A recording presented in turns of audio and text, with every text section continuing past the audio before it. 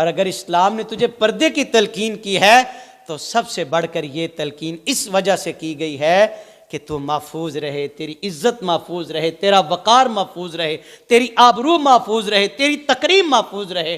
میں نے کہا یار بڑی معذرت کے ساتھ دفن کرنے کے وقت تو کسی کو یاد آیا مولوی صاحب اعلان کرو غیر محرم پیچھے ہو جان، اب تو یہ دنیا سے جا رہی ہے، تمہیں اس وقت کیوں یاد نہیں آیا جب برہنہ سر لے کے شادی کی طرف جا رہی تھی، جب ننگا سر لے کے یہ اپنے گھر سے باہر نکل رہی تھی، بھائی کو اس وقت یاد کیوں نہ آیا، باپ کو اس وقت یاد کیوں نہ آیا، بیٹے کو اس وقت یاد کیوں نہ آیا؟ میں نے کہا یہ سارے رشتے منوائے نہیں جا سکتے، منوائے جا سکتے ہیں۔ الاحزاب میں رب تعالیٰ نے فرمایا وَقَرْنَ فِي بُيُوتِكُنَّ وَلَا تَبَرَّجْنَ تَبَرُّجَ الْجَاهِلِيَّةِ الْأُولَى، اور اپنے گھروں میں ٹھہری رہو اور قدیم جاہلیت کی طرح اپنے بناؤ سنگار کی نمائش نہ کرنا۔ وَأَقِمْنَا الصَّلَاةَ وَآتِينَا الزَّكَاةَ وَآتِينَا اللَّهَ وَرَسُولَهُ، اور نماز پڑھتی رہو، زکوٰۃ دیتی رہو، اور اللہ اور اس کے رسول کی اطاعت کرتی رہو۔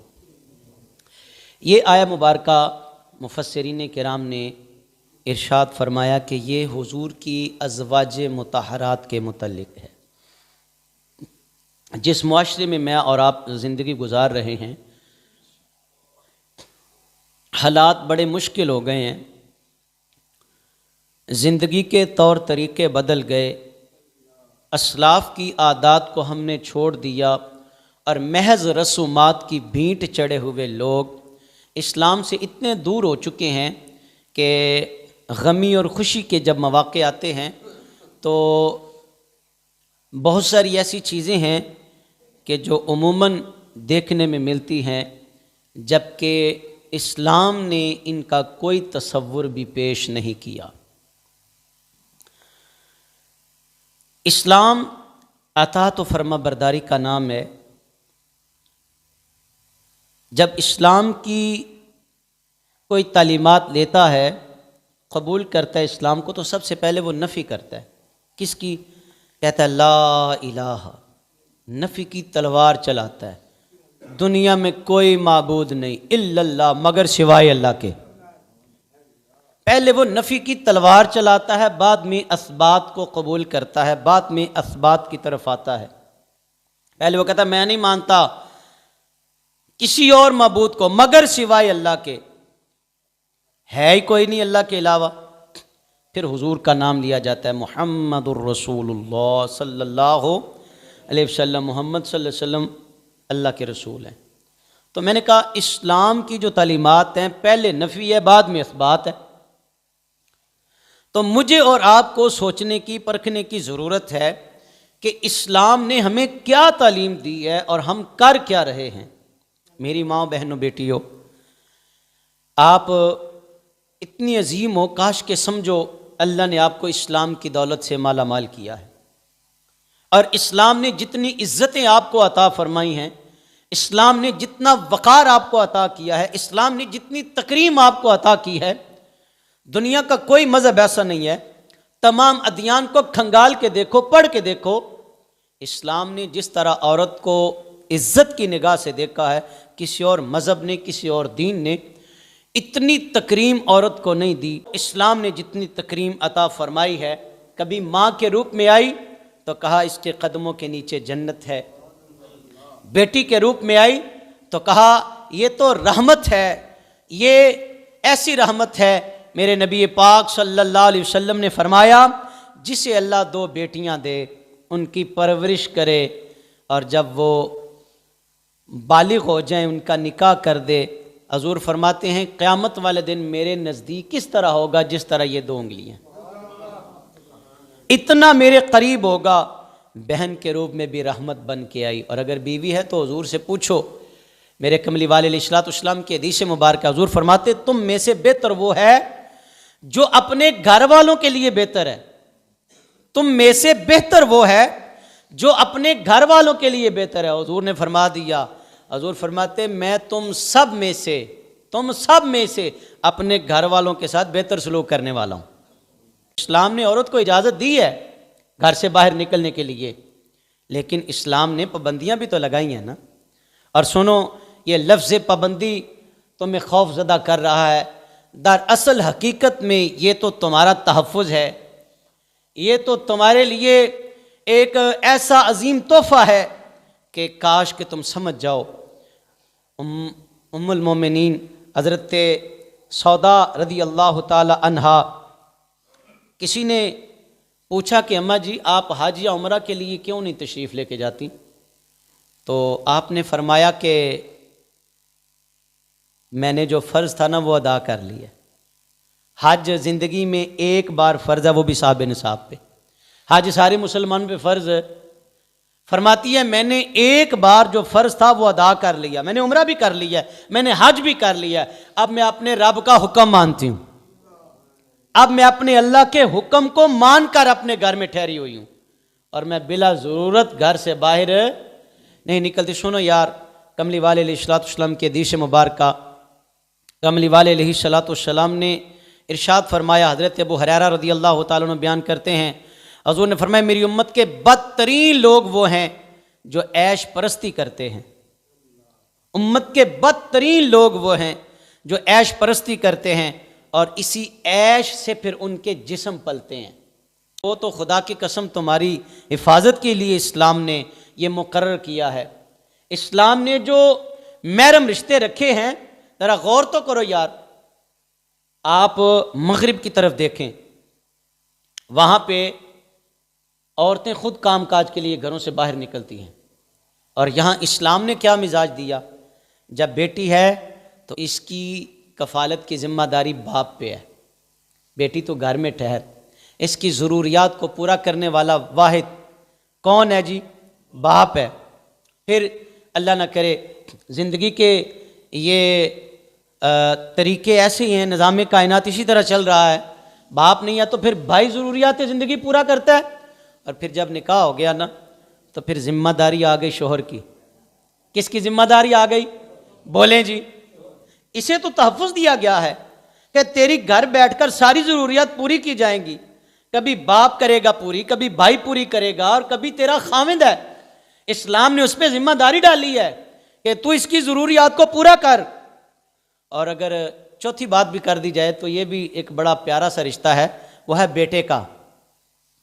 پھر جب بیٹے اللہ نے نعمت عطا فرمائی، بیٹے جوان ہوئے تو وہ اپنی ماں کی خدمت میں لگ گئے، سیوا میں لگ گئے۔ میں نے کہا قرآن دیکھیں اور نبی کا فرمان دیکھیں، اگر یہ ماں کے روپ میں ہے تو میرے کملی والے علیہ السلام نے کیا فرمایا؟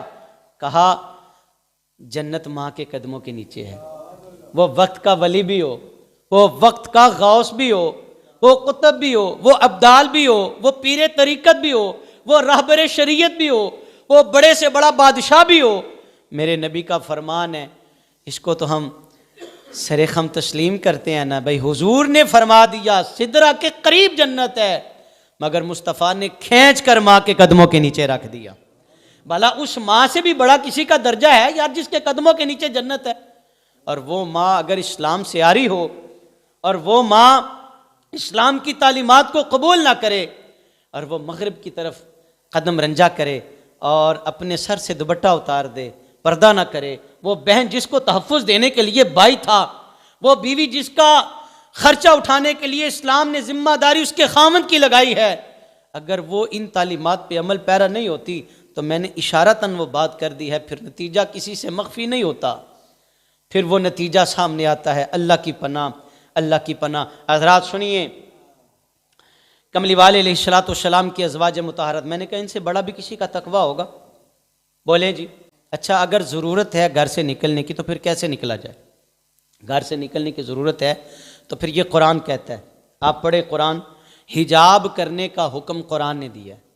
ہماری خواتین کو پردے کا حکم، کہا کہ اتنا کر لو کہ تمہاری آنکھیں جو ہے نا بس آنکھوں سے چونکہ یہ کائنات کو دیکھنا ہے، آنکھیں تمہاری، باقی سارا ستر عورت ہے۔ کسی نے یہ بھی کہا کہ ہاتھ، چہرے اور پاؤں کے علاوہ، ٹخنوں کے نیچے تک پاؤں کے علاوہ باقی عورت کا جسم یہ ستر عورت ہے، یعنی یہ سارا ہی ڈھانپنا فرض ہے۔ اور فرض سے بھی ہم تو آگے نکل گئے ہیں، اللہ کی پناہ۔ اگر یہی فرض میں تو قرآن کی آیات کا ترجمہ آپ کے سامنے رکھ رہا ہوں کہ قرآن نے کہا کہ اپنے چہروں کو چھپاؤ تاکہ تم ستائی نہ جاؤ، تاکہ تمہیں پریشانی نہ ہو، اور آج اللہ کی پناہ شادی بیاہ کا جب موقع آتا ہے تو سر سے دوپٹہ اتر جاتا ہے، برہنہ سر، وہ بوڑھا باپ بھی بیچارہ پریشان ہوتا ہے، بھائی بھی بیچارہ پریشان ہوتا ہے، اور ایسے ایسے رواج اور رسومات ہمارے اندر گھس گئی ہیں کہ اسلام کا تو نام و نشان ہی نظر نہیں آتا۔ چاہیے تو یہ تھا کہ وہ سارا جو 8-10 دن جو ہے نا، وہ پہلے ڈھولک رکھی جاتی ہے، روز گانے چلتے ہیں، روز ڈھولک بجتی ہے، مہندی کی رسم بھی ہو گئی، سر پہ دوپٹہ بھی کوئی نہیں ہے، اور بارات کا استقبال بھی ہو گیا، بھنگڑے ڈال کے سارا کچھ ہی کر لیا۔ نکاح کے وقت چلو 5-7 منٹ ہوتا ہے، یہ بھی مولوی صاحب جلدی جلدی کر دیو جی، 5-7 منٹ خاموشی اختیار کر لی گئی۔ پھر کیا ہوتا ہے، رخصتی کا وقت آتا ہے، ایک دوڑ کے جاتا ہے، وہ قرآن اٹھا کے لاتا ہے، پتہ نہیں اس کا وضو بھی ہے کہ نہیں ہے، وہ قرآن اٹھا کے لاتا ہے، اور وہ جو ہماری بیٹی رخصت ہو رہی ہے، وہ دلہن بن کے جو اس گھر سے نکل رہی ہے، اس کے سر پہ قرآن رکھا جاتا ہے۔ تو سوال کرنے والا پوچھتا تو ہوگا، بھائی اب تمہیں قرآن یاد آیا، کیا کر رہے ہو؟ تو جواب یقیناً یہی ہوگا کہ ہماری خواہش ہے کہ بیٹی کو قرآن کے سائے میں رخصت کیا جائے۔ اچھا چلو، اللہ تعالیٰ اس پہ مکمل طور پہ عمل پیرا ہونے کی ہمیں توفیق عطا کرے کہ بیٹی کو قرآن کے سائے میں ہی ہم رخصت کریں۔ لیکن سوال یہ ہے کہ جو 10-15 دن پہلے ڈھولک رکھی تھی، اس وقت قرآن یاد نہیں آیا؟ جب مہندی کی رسم کی گئی تھی، جب برہنہ سر لے کے غیر محرم کے سامنے گئی، تب قرآن یاد نہیں آیا کہ قرآن نے تو کہا تھا چہرہ بھی نہ دکھاؤ؟ قرآن، اور سنو، یہ جو زیب و زینت ہے عورت کا حق ہے، لیکن کس وقت کی جائے؟ کبھی آپ نے پڑھا ہمارا اسلام کیا کہتا ہے؟ جو کنواری بیٹی ہے اس کو زیب و زینت کی اجازت ہی نہیں ہے۔ زیب و زینت، بناؤ سنگار صرف خامد کے لیے ہے۔ اور یہاں ہمارا مزاج کیا ہے؟ اصل میں ہمارے گھروں میں جو یہ لڑائیاں ہیں، فتنے ہیں، فسادات ہیں، یہ اسلام کی دوری کی وجہ سے ہیں۔ کاش ہم نے سنت مصطفیٰ کا دامن تھاما ہوتا، کاش ہم نے مصطفیٰ کی محبت کا دم بھرا ہوتا، اور کاش ہم نے سیکھا ہوتا قرآن کیا کہتا ہے، میرے نبی کا فرمان کیا کہتا ہے۔ پھر یہ لڑائیاں جھگڑے ختم ہو جاتے۔ خامد تھکا ماندہ جب گھر آیا، اب بیوی نے جس طرح ٹریٹ کیا یہ کسی سے مخفی نہیں ہے۔ وہ کہتی میں پہلے تھکی ہوئی ہوں، بکھرے بال اور سر پہ دوپٹہ بھی نہیں ہے، اور اللہ کی پناہ عجیب قسم کا جو استقبال کیا جاتا ہے، اللہ ماشاءاللہ جن کو اللہ نے اسلام کی تعلیمات سے روشناس کیا ہے، وہ اس طرح نہیں کرتی۔ یار دیکھیں، میں یہاں وہ پہلی جو حدیث مبارکہ عرض کی ہے نا کہ جنت ماں کے قدموں کے نیچے ہے، یہ عورت کا بہت بڑا مقام ہے۔ اور بیوی کے لیے کیا حکم فرمایا کہ تیری جنت تیرے شوہر کی تابع داری میں ہے، تیری جنت تیرے شوہر کی تابع داری میں ہے، خاوند کی تابع داری میں ہے۔ اب اس نے اپنے خاوند کے ساتھ تو ٹریٹ ہی اچھا نہیں کیا، سلوک ہی اچھا نہیں کیا، لباس سے بھی بدبو آ رہی تھی۔ اب وہ معاملہ کیا ہوا کہ جب کبھی اس کو کسی شادی میں یا بازار جانے کی ضرورت، یہ تو اللہ کی پناہ روز ہی ہوتا ہے نا، بلا ضرورت ہی گھر سے نکلا جاتا ہے، اور جب جانا پڑا تب اسے بناؤ سنگار بھی یاد آ گیا، تب بال سنوارنے بھی یاد آ گئے، تب میک اپ بنانا بھی یاد آ گیا۔ اسلام نے تو کہا تھا کہ یہ تم نے سارا کچھ اگر کرنا ہے تو اپنے خامد کے لیے کرنا ہے، خامد کے لیے کیا کچھ نہیں، اب کس کو دکھانے کے لیے کر رہے ہیں؟ یہ صریحاً اسلام کی نافرمانی ہے، اللہ اس کے رسول کی صریحاً نافرمانی ہے۔ یار میں کہتا ہوں، کملی والے علیہ الصلوۃ والسلام کی ایک صحابیہ ہیں، ذرا غور کریں، ان کی زندگی کا مشاہدہ کریں اور کچھ پرکھنے کی کوشش کریں۔ ان کا بیٹا کسی جنگ میں شہید ہو گیا، ایک صحابیہ تھی، ان کا بیٹا کسی جنگ میں شہید ہو گیا، تو انہوں نے پردہ کیا، نقاب اوڑھا، اور اپنے بیٹے کی خبر لینے کے لیے رسول پاک علیہ السلام کی بارگاہ میں حاضر ہو گئے۔ تو کسی نے پوچھا، سوال کیا کہ بی بی صاحبہ تیرا خاوند تیرا بیٹا انتقال کر گیا، تیرا بیٹا شہید ہو گیا ہے، اب ایسے جو ہوتے ہیں نا، اللہ کی پناہ چاہتا ہوں اللہ سب کے بیٹوں کو سلامت رکھے، بھائی بہاریں عطا فرمائے، اللہ ہمارے گھروں میں اپنی رحمتوں کا نزول فرمائے۔ لیکن یہاں میں کہتا ہوں کہ فوتگی کا جو وقت ہوتا ہے نا، پہلے تو میں نے شادی کی ایک ہلکی سی جھلک آپ کے سامنے رکھی ہے، فوتگی والے دن بھی سر برہنہ اور نوحہ اور وویلا، اسلام اس کی اجازت نہیں دیتا، اسلام نے اس کی اجازت نہیں دی ہے۔ اب وہ صحابیہ جو میرے نبی کی تربیت یافتہ تھیں، ان سے کسی نے پوچھا بی بی اس وقت بھی پردے کا اتنا اہتمام؟ تو فرماتی ہے میں نے بیٹا کھویا، حیا نہیں کھوئی میں نے اپنا بیٹا گنوایا، میں نے حیا نہیں گنوائی، میں نے اپنا بیٹا مصطفیٰ کے دین پہ قربان کر دیا ہے، لیکن میں نے حیا کو قربان سیکھو یار، اب کن سے سیکھتے ہو؟ اپنی ملت پہ قیاس اقوام مغرب سے نہ کر، خاص ہے ترکیب میں قوم رسول ہاشمی، جن کے پاس مصطفیٰ کا اسوہ ہے، جن کے پاس وہ خواتین، اگر اسوہ اپنانا چاہتی ہو تو میں ہاتھ باندھ کے کہتا ہوں سیدہ زہرا کا اسوہ اپناؤ۔ میں وہ بات مکمل کر دوں، میں نے کہا کہ باقی کے جتنے دن تھے وہ ڈھولک میں گزر گئے، اور جب رخصتی کا وقت آیا تو تب یاد آیا سر پہ قرآن بھی رکھنا تھا۔ اقبال سے بھی پوچھو، اقبال رو کے کیا کہتا ہے، اقبال تڑپ کے کہتا ہے جب بوڑھے کی روح اٹکی تو کہا جاؤ بلاؤ مولوی صاحب کو، جناب سرانے بیٹھ کے قرآن کی تلاوت کریں، سورہ یاسین پڑھیں، بھئی اس سے کیا ہوگا؟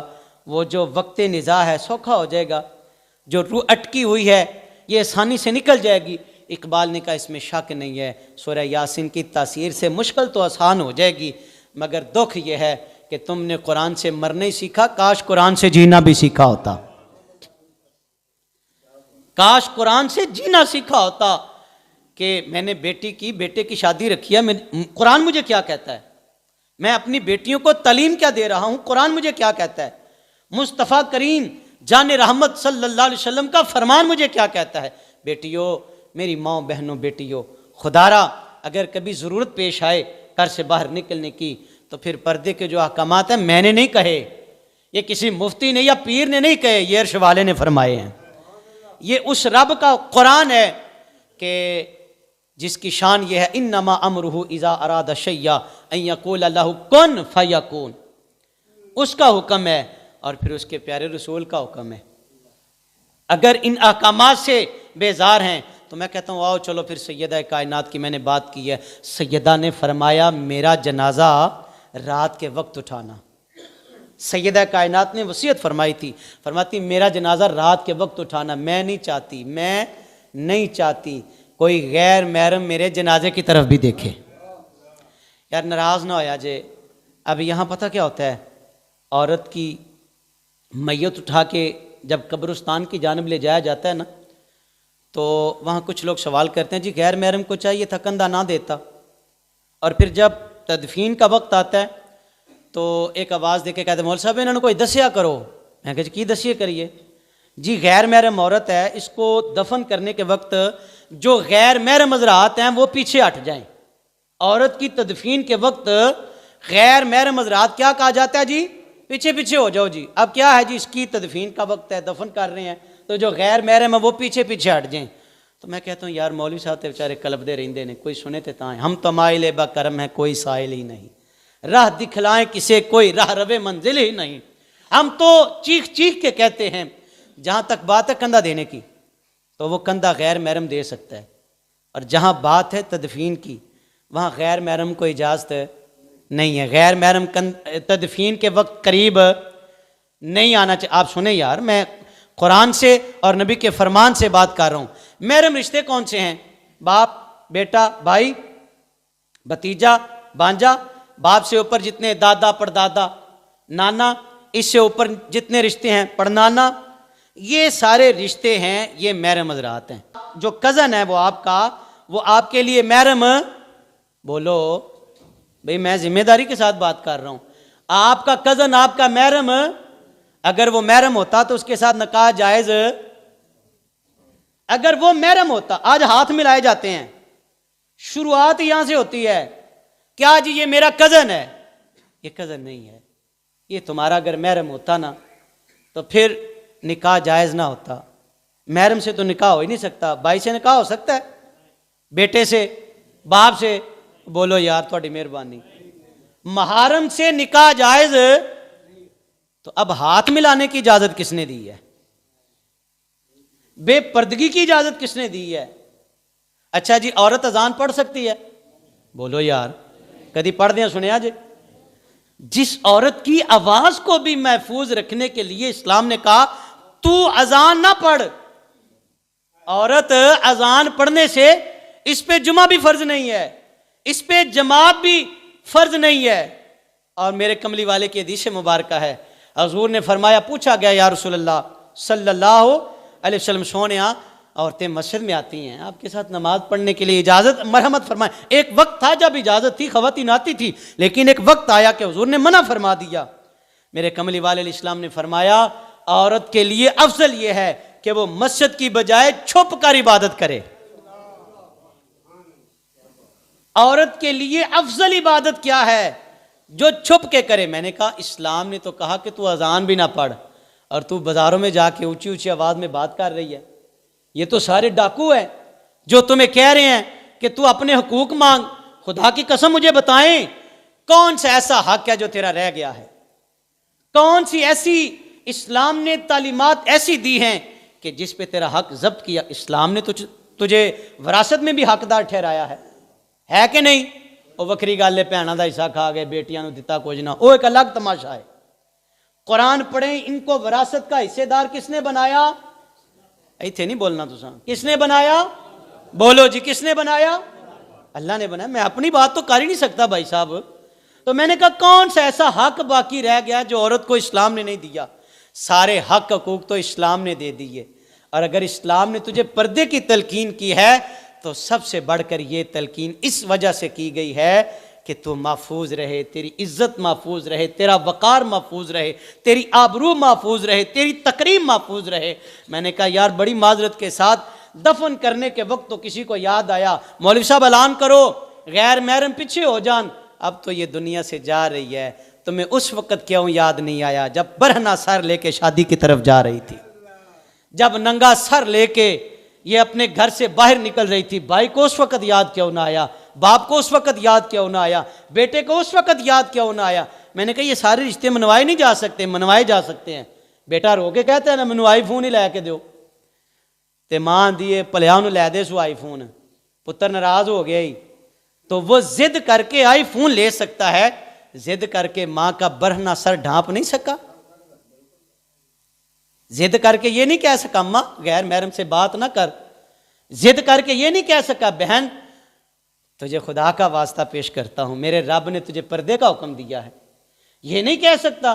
یار کیوں ہمیں مرنے کے وقت قرآن کی تعلیمات یاد آتی ہیں؟ جتنی زندگی ہے اے میری ماں بہنوں بیٹیوں، میں پھر اللہ کی عزت کی قسم اٹھا کے کہتا ہوں اسلام نے جو تمہیں توقیر بخشی ہے بہن کے روپ میں ہے تو میرے نبی پاک علیہ السلام کی رضائی بہن، حقیقی بہن کوئی نہیں، حضور کی رضائی بہن بی بی شیمہ آئی۔ قبیلے کے کچھ لوگ ان کے گرفتار کر لیے گئے تھے، قبیلے کے لوگ چندہ جمع کر رہے تھے، تو آپ نے فرمایا کیوں چندہ جمع کر رہے ہو؟ انہوں نے کہا کہ ہمارے قبیلے کے لوگ مسلمانوں نے گرفتار کیے ہیں، چندہ اس لیے جمع کر رہے ہیں فدیہ دے کے آزاد کروائیں گے۔ کہا کنہوں نے کیے؟ مسلمانوں کے نبی نے۔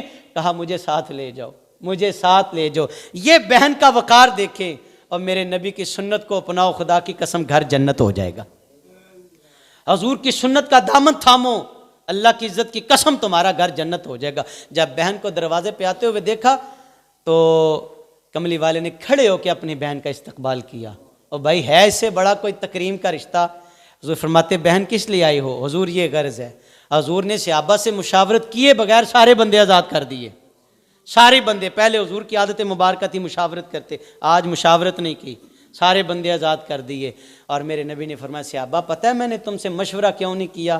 سونیا تسی حاکم وقت تو حضور تسی نبیاں دے بھی سلطان ہو، نام بھی پوچھو تے پھر حضور فرماندے نے اس واسطے کہ اج میری بہن میرے بوئے تے آ گئی سی، میری بہن میرے دروازے، بیٹی کے روپ میں نے پہلے آپ کو حدیث بیان کر دی، بیوی کے روپ میں ہے تو میرے نبی پاک علیہ السلام کی حدیث مبارکہ حضور فرماتے ہیں نکاح ایمان کو مکمل کر دیتا ہے، نکاح ایمان کو، اور جس نے آ کے تمہارا ایمان مکمل کیا وہ نکاح ہے، وہ تمہاری زوجہ ہے۔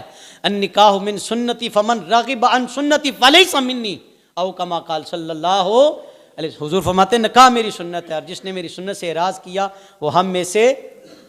تو اتنے سارے رشتے اور اتنی ساری نعمتیں اسلام نے اگر عورت کو دی ہیں تو پھر بھی یہ اسلام کی نہ مانے تو پھر تو میں ہاتھ باندھ کے کہتا ہوں ابھی وقت ہے، آج جو پردے کی جو چادر ہے یہ تمہیں سیدہ زہرا کی طرف لے کے جاتی ہے، جو پردے کی چادر ہے یہ تمہیں حضرت ام عائشہ صدیقہ رضی اللہ تعالی عنہا کے دروازے تک لے کے جاتی ہے، اور جو بے پردگی ہے یہ دوزخ کی طرف لے کے جا رہی ہے۔ بڑی سخت روایات ہیں اس حوالے سے، اور چونکہ وقت نہیں ہے، میں پہلے ہی 4-5 منٹ پہلے وقت لے چکا ہوں۔ میں کوشش بڑی کرتا ہوں کہ بات کو سمیٹا جائے، لیکن پھر بھی کرتے کرتے بات یہاں تک آ جاتی ہے۔ آپ اور میں اللہ سے دعا کیا کریں، اللہ ہمیں دین کے معاملات سیکھنے اور سکھانے میں اللہ ہماری مدد فرمائے۔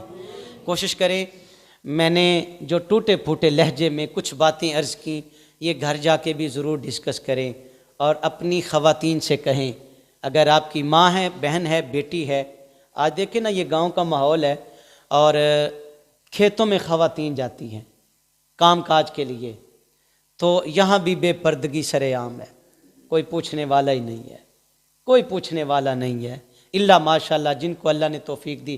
میں نے کہا اسلام نے کہا اگر تمہیں غیر محرم سے بات کرنے کی بڑی بھی کوئی مجبوری ہے تو تم نے اس لہجے میں بات کرنی ہے جو سخت لہجہ ہو، کرخت لہجے میں بات کرو غیر محرم سے کہ اسے رتی برابر شائبہ بھی نہ ہو۔ میری ماں بہنوں بیٹیوں، آؤ اسلام کا دامن تھامو، سیدہ کائنات کا اسوہ اپناؤ، اللہ کی عزت کی قسم یہی جنت کا رستہ ہے، کی محمد سے وفا تو نے تو ہم تیرے ہیں، یہ جہاں چیز ہے کیا لوح و قلم تیرے ہیں۔